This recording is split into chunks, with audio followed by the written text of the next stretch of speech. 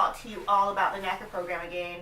I did notice on my NACA video, the first one, it did get a lot of response. So, and also I did get a couple comments that I did want to address about the NACA program. So let's get straight to it. So the first comment or question that I had about the NACA program was how long did it take me to actually go through the full program.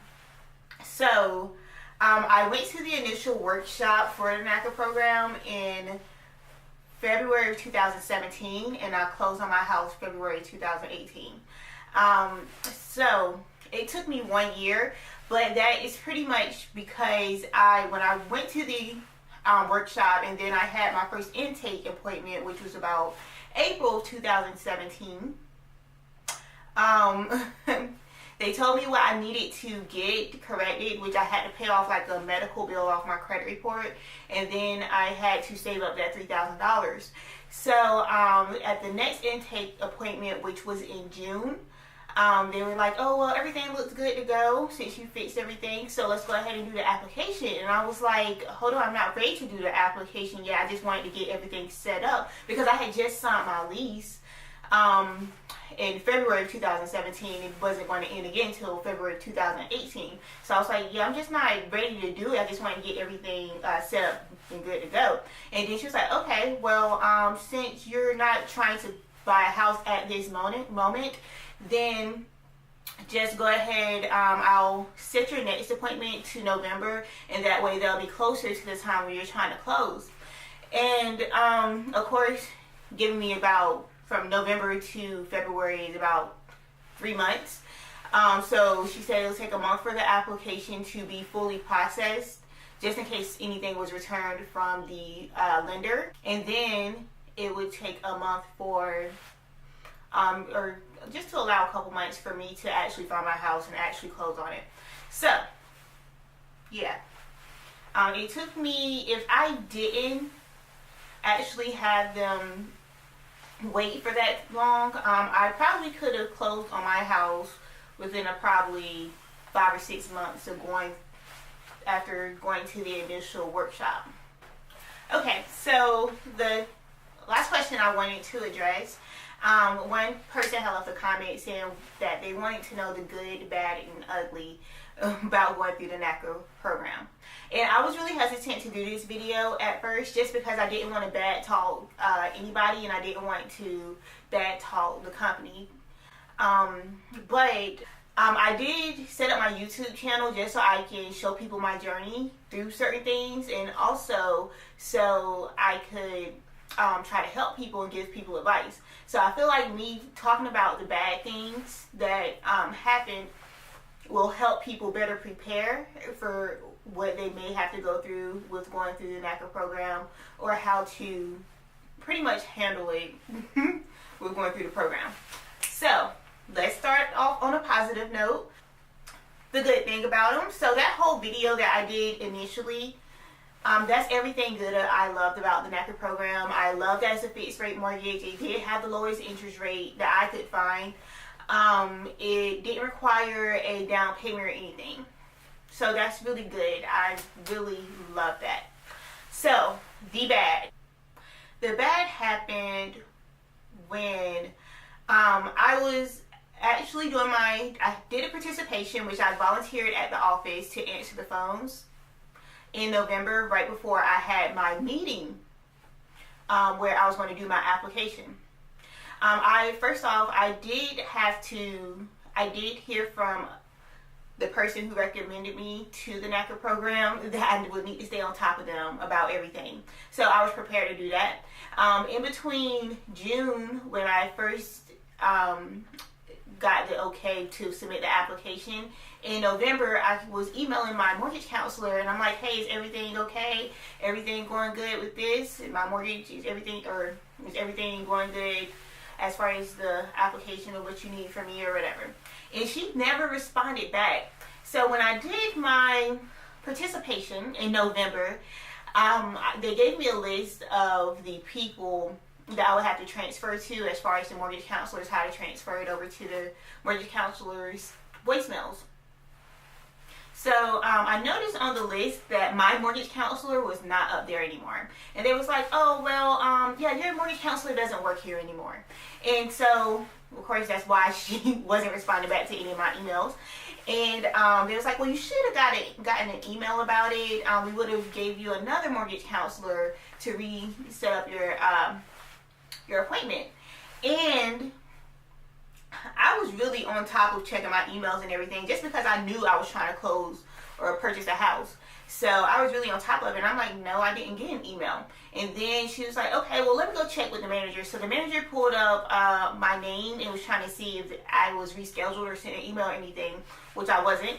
And so he was like, okay, well, I can schedule you for an appointment.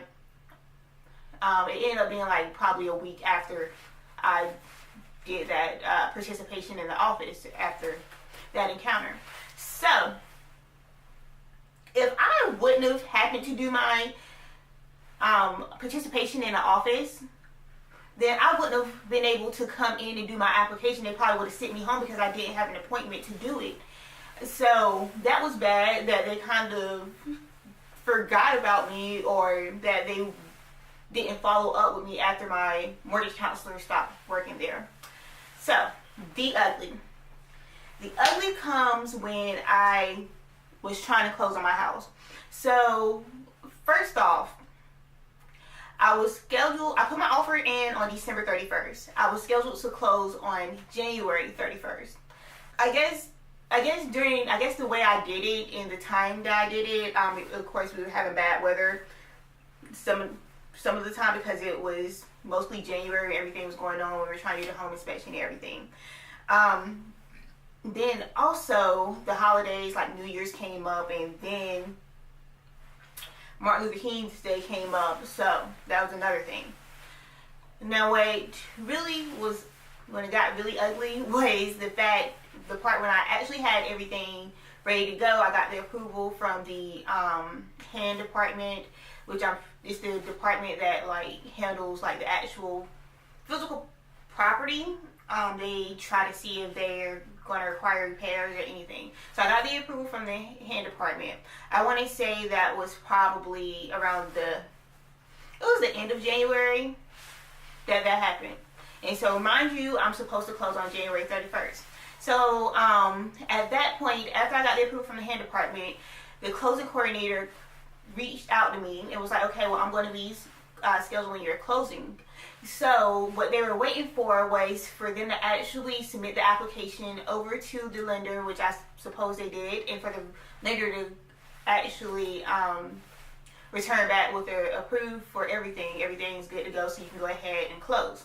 So I asked them how long it take. They said about 3 to 4 business days, something around there. And so about 3 days into it, I'll call them and they're like, oh, well, the lender's still working on it. So this is like the beginning of February at this point. And then I call them a couple days later and they're like, oh, the lender's still working on it.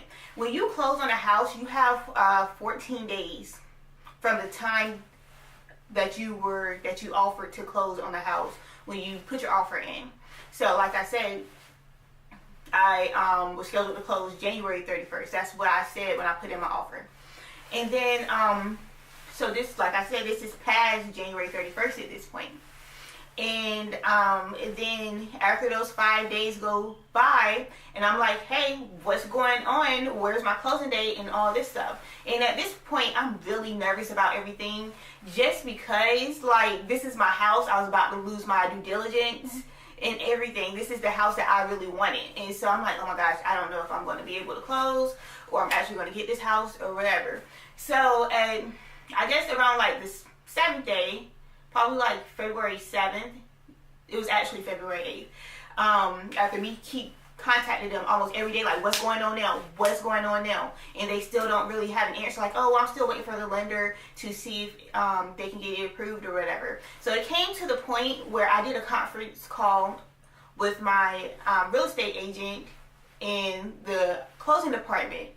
And we were like, okay, so what's going on? And they're like, oh, well, we're still waiting to hear back from the lender. It takes a couple business days. The same thing they were saying the whole time. And my real estate agent was like, look, well, she's about to lose this house. We have to close by the 14th because she was scheduled to close on the 31st. So she has to close by the 14th. And then she was like, oh, okay. Well, the closing person was like, oh, okay. Well, I wasn't aware of that, but let me reach out to them now. Like, I felt like they should have been reached out to them after that 5 business days was up that they said it was going to take.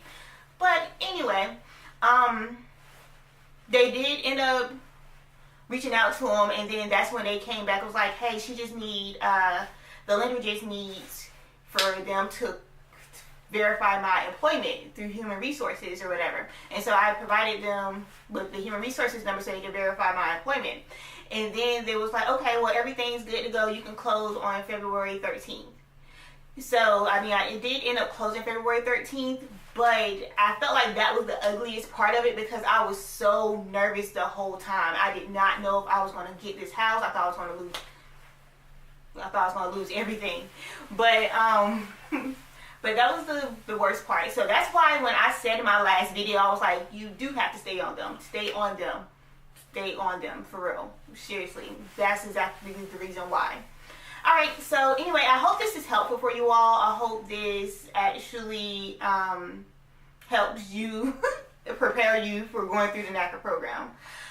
Thank you for watching, and I'll see y'all next time.